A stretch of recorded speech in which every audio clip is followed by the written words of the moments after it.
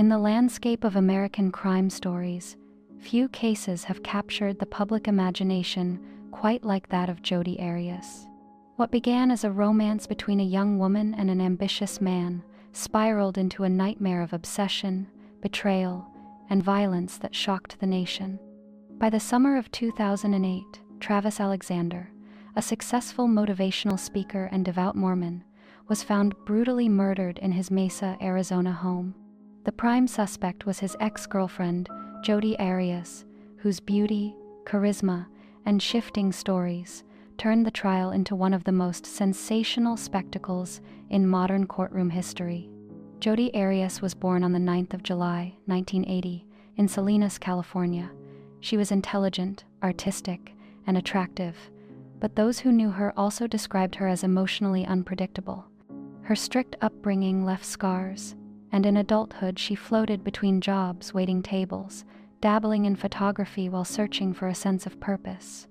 She was someone who craved love and validation, often to an extreme. Travis Victor Alexander, born the 28th of July, 1977, had also endured hardship.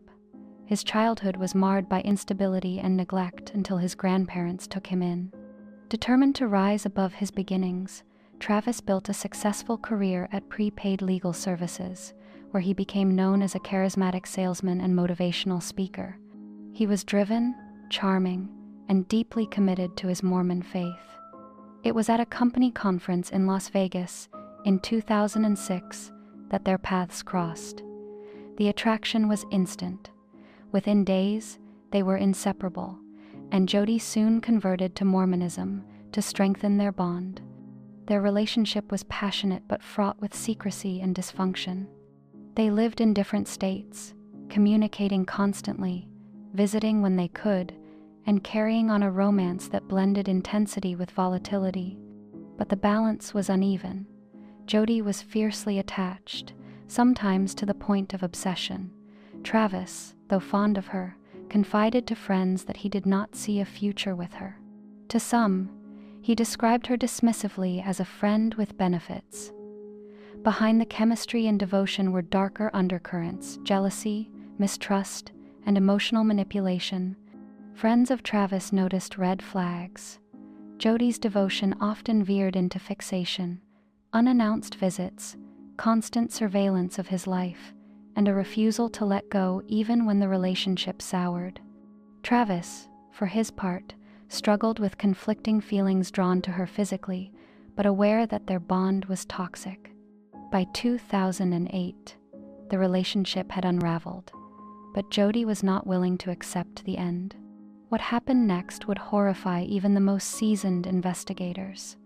A brutal killing that left Travis Alexander dead in his own home and set the stage for one of the most infamous murder trials of the 21st century. The story of Jodi Arias is not just about murder, it is about the destructive power of obsession, the dangers of toxic love, and the devastating consequences when passion turns to violence. Despite their frequent breakups, heated arguments, and Travis Alexander's attempts to move forward with his life, Jodi Arias always seemed to find her way back to him. Their relationship was a cycle of passion and volatility, one moment filled with tenderness, the next with accusations and distrust. Friends of Travis later said he was torn. He knew Jodi wasn't good for him, yet he struggled to fully let her go. On the 9th of June 2008, concern turned into dread. Travis's friends hadn't heard from him in several days, which was highly unusual for the outgoing salesman who was always in touch. He had missed important business meetings, calls went unanswered, and his social media fell silent. Alarmed, several friends went to his Mesa, Arizona home to check on him. What they discovered inside would shock them forever. In the master bathroom, Travis's body was found crumpled in the shower stall. The scene was drenched in blood, the walls and floor covered in dark stains that spoke of a violent struggle. The brutality was staggering. Travis had been stabbed 27 times, his throat was slashed so deeply it nearly decapitated him, and he had been shot once in the head.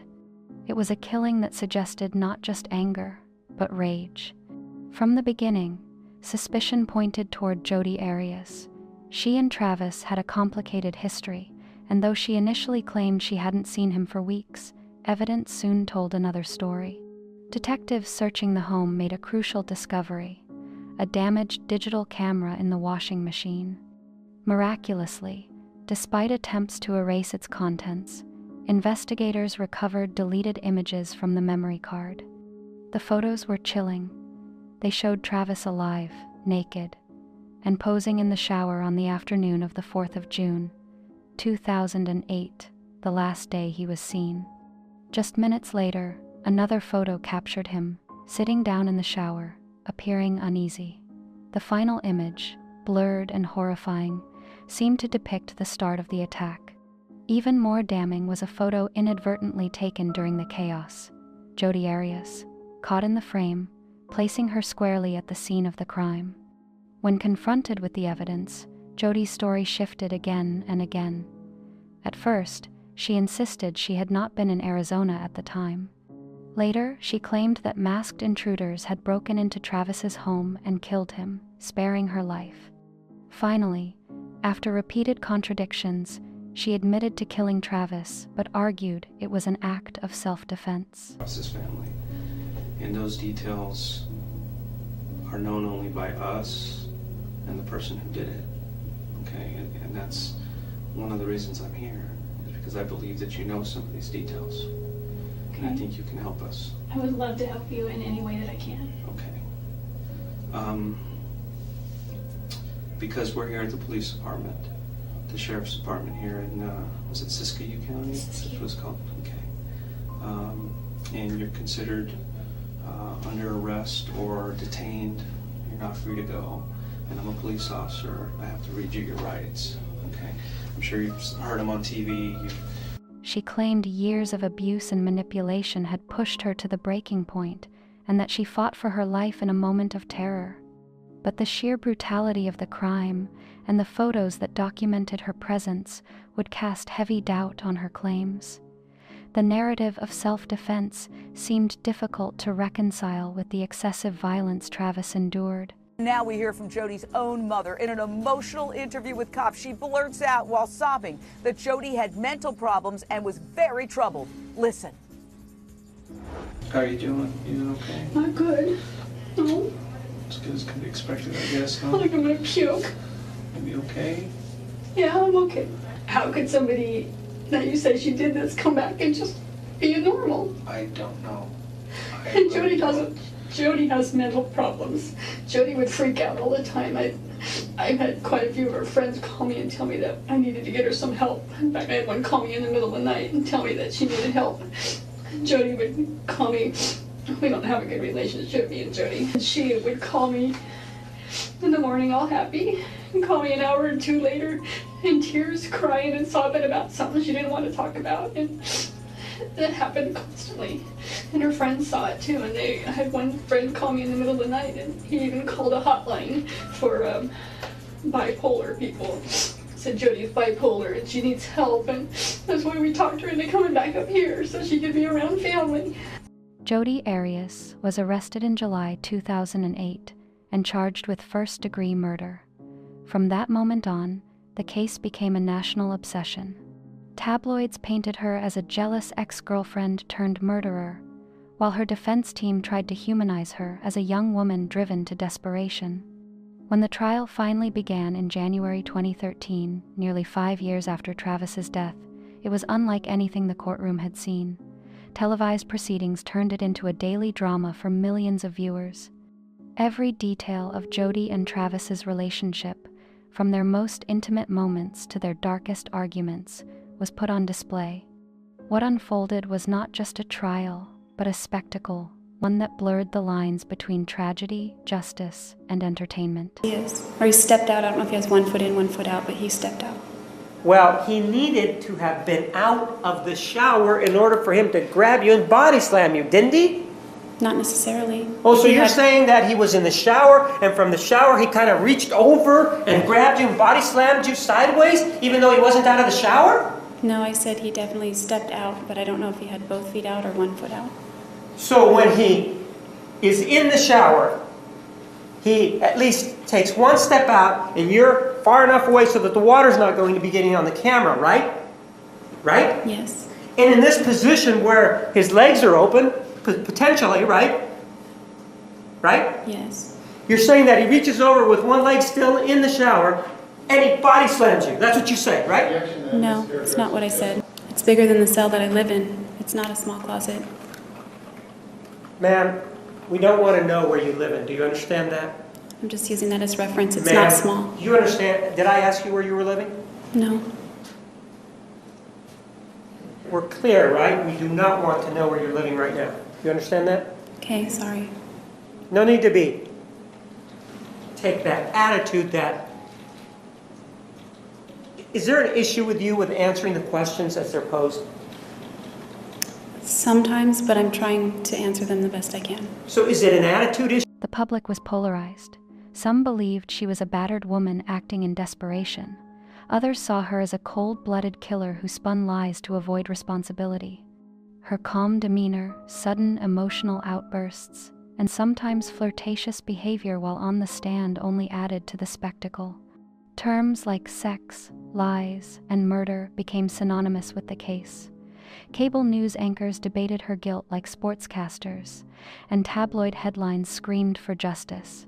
In many ways, the case became less about evidence and more about psychology and performance. Well, when I first found out about it, I thought, well, this couldn't have happened. This definitely wasn't my friend that did this, It was two other people. Our interview with Jodi Arias. Just hours after pleading for her life in front of the jury, she spoke with ABC's Ryan Owens. I did apologize to them. You never said, "I'm sorry." I said that I'm sorry, that I'll never be able to make up for what I did, and that I can never replace their loss. But you didn't use the word "I'm sorry." Well, then I'm sorry I didn't say that, because certainly I am sorry.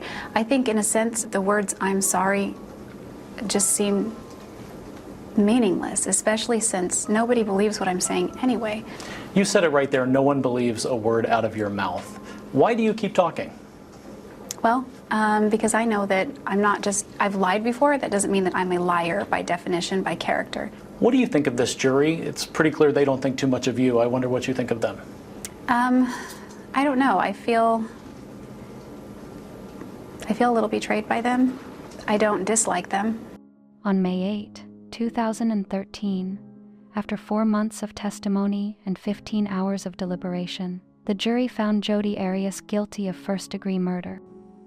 As mitigation, the court finds the defendant has no prior criminal history.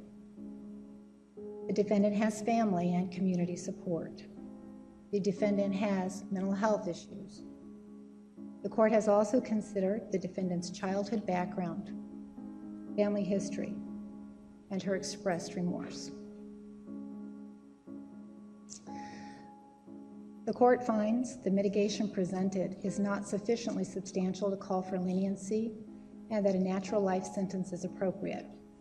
It is ordered the defendant shall be incarcerated in the Department of Corrections for the rest of her natural life with no possibility of parole. The murder of Travis Alexander was not only brutal, but hauntingly personal. What made the Jodi Arias case unforgettable was the intimacy behind the violence born from a love affair, fueled by passion, secrecy, jealousy, and obsession. Jodi and Travis shared tenderness and faith, but also manipulation and mistrust, a relationship destined for collapse. By the time Travis was found dead, stabbed, shot, and left in his shower, the evidence revealed a storm of rage. The trial turned their private story into a national spectacle, exposing contradictions in both their lives. Arias became a polarizing figure seen as either a manipulative femme fatale or a broken woman who lost control, while Travis was remembered as both a victim and a man caught in conflict. In the end, the case was not only about murder, but about the dangerous edge where love twists into obsession, leaving destruction in its wake.